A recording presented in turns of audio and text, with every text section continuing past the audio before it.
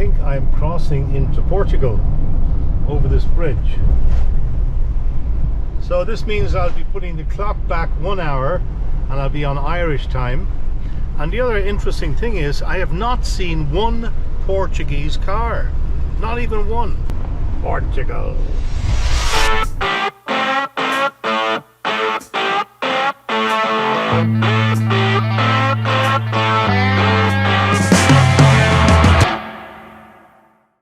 I'm in a campsite here just across the Spanish border in Portugal in a place called Monte Gordo. And what's interesting about this campsite, when I arrived here I thought it was sort of very higgledy-piggledy, but what it is, it's a municipal campsite, so it's sort of I presume run by the government, and as a result it's not too expensive. But the way they do it is, if I show you here, look, basically you've got two big electricity points there hanging off an electricity pole, and all the cables then just feed out along the ground for electricity. And so what people do is they just come here and you just sort of park as you want, and you can see around me that everybody just parked off in a sort of a random order. That's me there. It reminds me of you know, in the Wild West in the US, you know, form the wagons in a circle, boys. And it's a sort of a similar thing, and at first I thought it was a sort of higgledy-piggledy idea, but now I'm thinking it's actually very nice and sort of random layout to it. And you have all the services behind me there. You've got toilets and showers and electricity, and at a very good price. I think I'm paying about 24 euros a night, something like that, which is pretty good.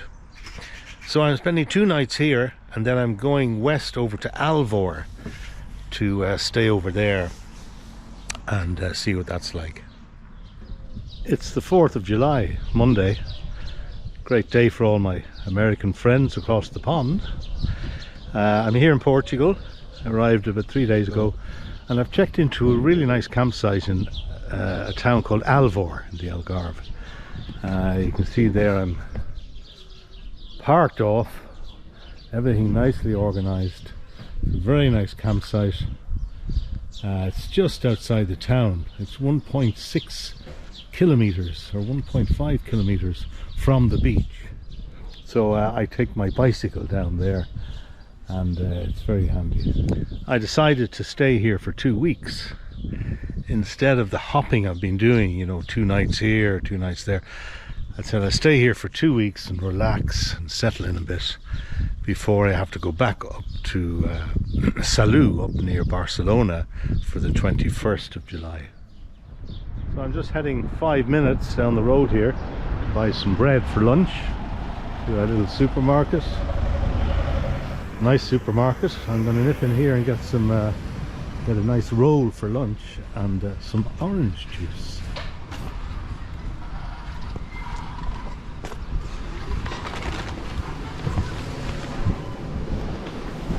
Quick look inside, see all the nice things in here. There's the local pub, the Jolly. You've got karaoke and people playing music there at night. It's quite loud, but they cut off at midnight, so it's not too bad. I don't mind. And there's the swimming pool. I have not been in either the swimming pool or the pub yet. I only arrived a couple of days ago, so that's on my list. Hola. Hola. Bolinha. Bolinha. What? Dat is de Berliner Kugel. Berliner Pfannkuchen. Is this enough? Yeah. €1.80. Okay. Well, that's good. €2 is good. With cream or without? With cream? With. With cream. Die dunkel sind carob. Okay. That's good, huh? Danke vielmals. Thank you very much. Obrigado.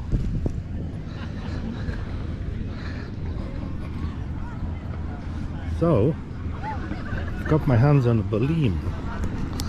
This guy's gone up and down the beach all day going, Bolinha, Bolinha. I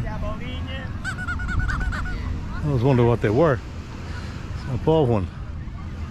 And what it is, I think it is sort of a donut with cream in it. I'm going to find out now in a minute. So my face is probably covered in sugar. Because what this is, sort of a donut with this sort of custard cream stuff in it and a load of sugar on it. It's really sweet. And €1.80, but it's not bad.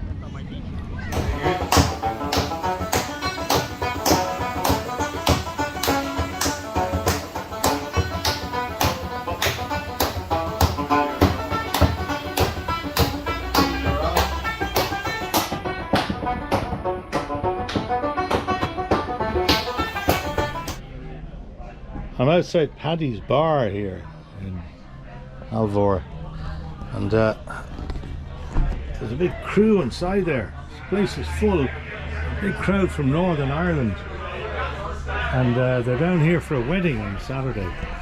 And I tell you what, I'm the only person in there with an Irish accent that's not from Northern Ireland, but a great bunch of people. So I'm finishing my pint of Guinness, and I'm going to head off home on my bicycle up to the campsite, and I'll keep you posted. If I fall off, I'll let you know. And of course the next question is, where is my bicycle? I think it's down that way somewhere and up to the right. I'm not 100% sure, so I'm going to have to go looking for it.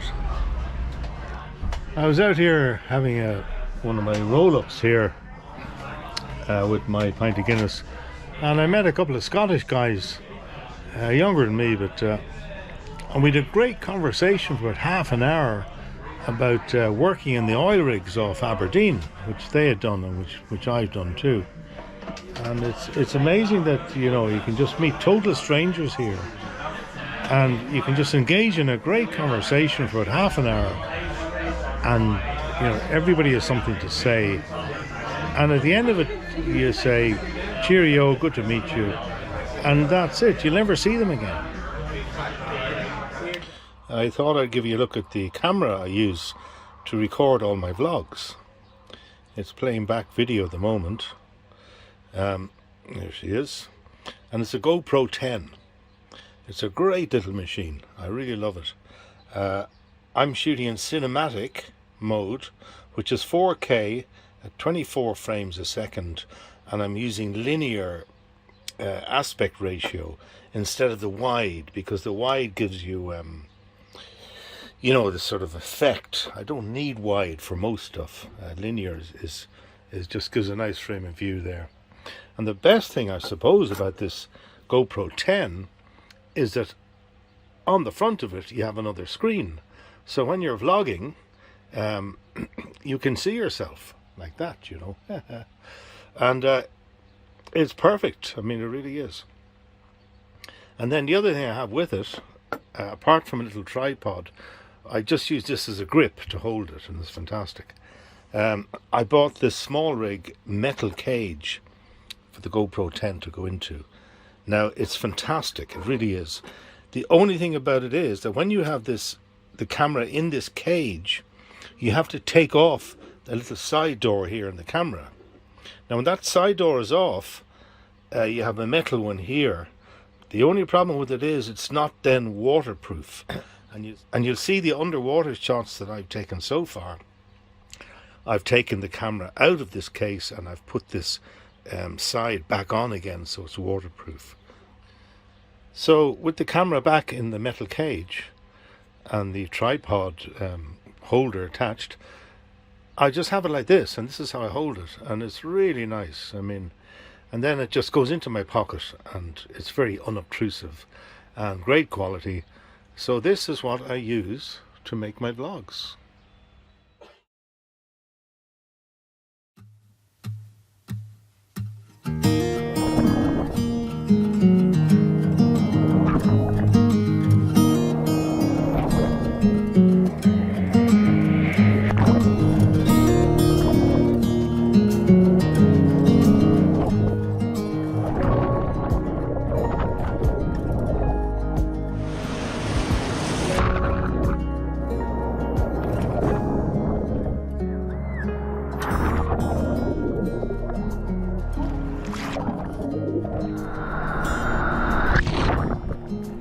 I'm in the sea in Alvor, and it's absolutely gorgeous. Occasionally a wave comes in and washes over you. Otherwise it's lovely temperature. I suppose it must be about 20, I don't know, I suppose 24 maybe. It's just really refreshing. This is the port of Alvor. Nice, quiet mixture of small fishing boats and some very nice looking catamarans moored out there.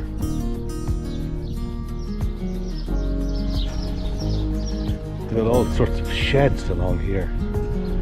They've all got sort of little businesses going in them, connected with the harbour, the fishing business.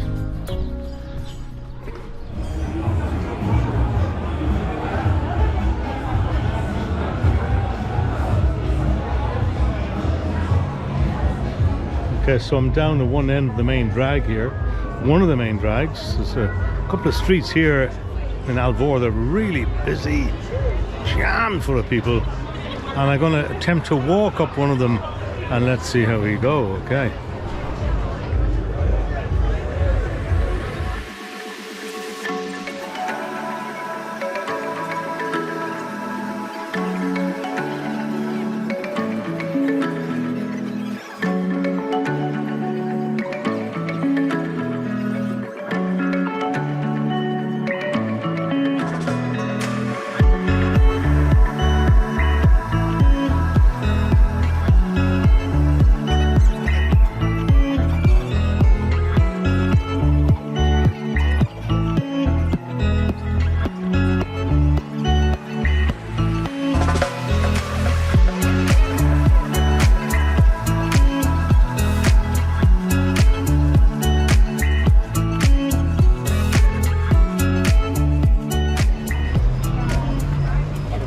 My bicycle is still here, chained to the metal thing.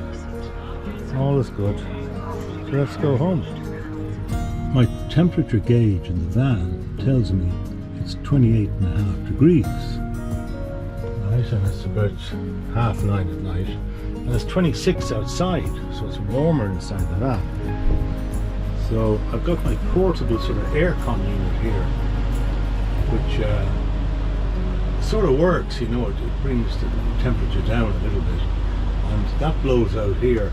Now there are two little fans here blowing the air over to where I'd be sitting down here, and so it's nice and refreshing. And when I go to bed then I just turn everything off and it'll be fine. It's Tuesday the 12th of July and I'm down the beach again. And it's a bit different today. It's winds sprung up during the night, and if you look around there you'll see there are some people in the water, but there aren't very many. They're not going in very far. The lifeguards have got yellow flags up there top of the poles, which I presume means that it's dangerous to bathe in those waters. So they're only going in up to their knees because those are big swells coming in there. And because of the wind, it's given me an opportunity to try out my windbreak that I bought for 19 euros. And I just shoved the 5 holes there in the sand, put the thing over, and when you lie down there now, it's lovely. It makes a big difference. A little bit of a breeze, but it keeps most of it off you. So that's my day in the beach. I might go in there all right, but I'll be like those other people down there. I'll just sort of be getting in there up to my knees. Here's a little incident I filmed on my phone in Marbella and forgot about, so I'm going to put it on here. Now what's happening here is those guys, they're street traders, right? They've got sheets with all sorts of stuff they flog on the pavement, and they have to move out because the police have arrived and they're on their tail. See the policemen lurking there in the yellow and black, and it's a sort of a cat and mouse thing.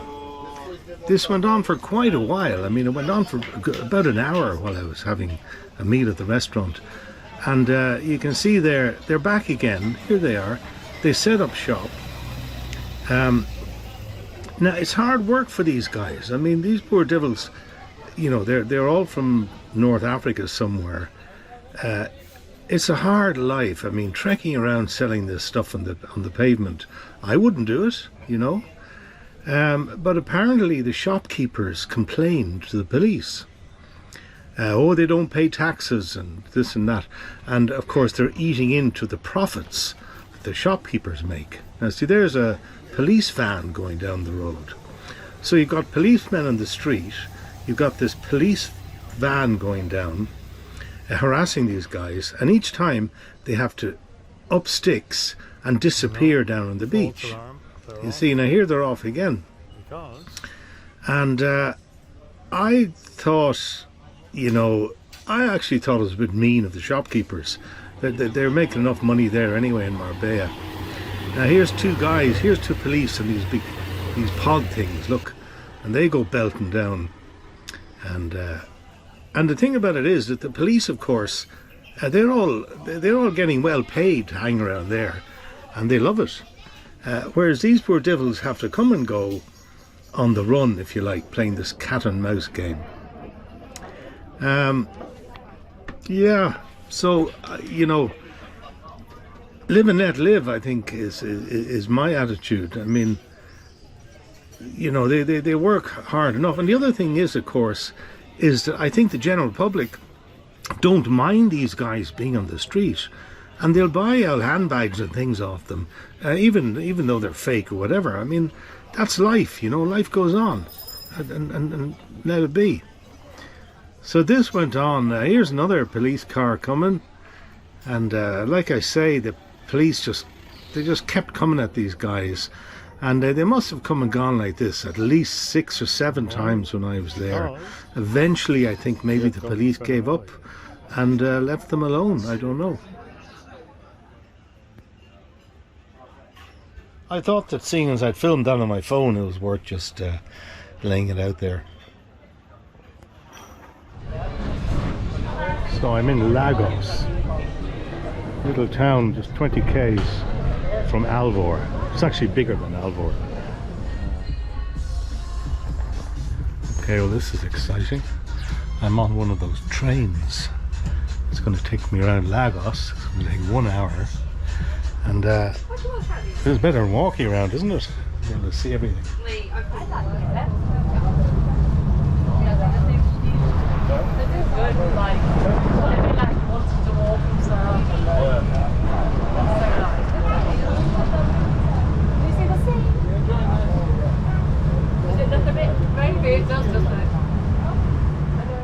That train trip didn't go too well at the end.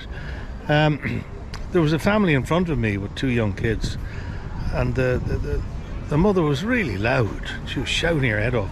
And you know, if the train went up a hill, she would say, "Oh look, we're going up a hill, aren't we?" And then she'd say, "Oh look, there's a fire engine, isn't it?" Oh God, you know. So I had to put on my noise cancelling headphones to sort that out. And then the train stopped, and the couple was trying to get on next to me at the very back row, and the door wouldn't open. I think the guy had a central locking system that wasn't working right. And so they ended up climbing in the window of the door in to sit next to me. And I thought, oh my God, what sort of an operation is this? Anyway, it came to a happy end, and I arrived back here where I started. I've just had a nice ice cream, and I'm heading back to Alvor. So Lagos is bigger and more sort of cosmopolitan than Alvor is. Big marina here full of boats. That's really nice. But the place is really busy. A lot more nationalities than in Alvor. I actually prefer Alvor because it's smaller.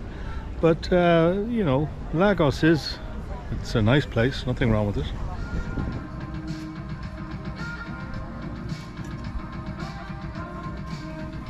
So that's the guy behind me, Italian guy in a small van, and he plays this Italian radio station all day, and it's quite irritating because half the time he plays it inside the van loud, and he sits outside listening to something else through a pair of earbuds. So I'm going to have to do something about it. Okay, well, it's playback time. Let's give him a little bit of the Wolf Tones, otherwise known as the entertainment wing of Sinn Féin.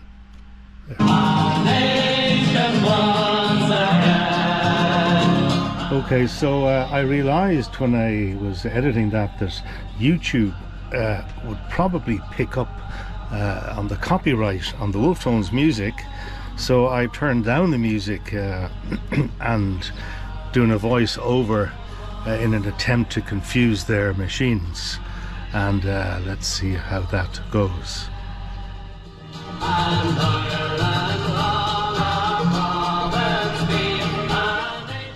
Up the Republic! Oh yeah! I would definitely recommend this lovely little cafe just up from the main roundabout in the town. It's called Made in Belfast, and it is run by Rhiannon, a charming young lady from Belfast. I had some really nice breakfasts there. The atmosphere is lovely, the food is nice and reasonably priced, and so definitely give it a thumbs up and go there. It's time to say goodbye to Portugal. I'm heading back over to La Linea next to Gibraltar, and then up to Alicante, and then up near a campsite near Salou to get sorted out. I need to be up there for the 21st of July, which is coming up. So I shall say cheerio for the moment, and until the next time,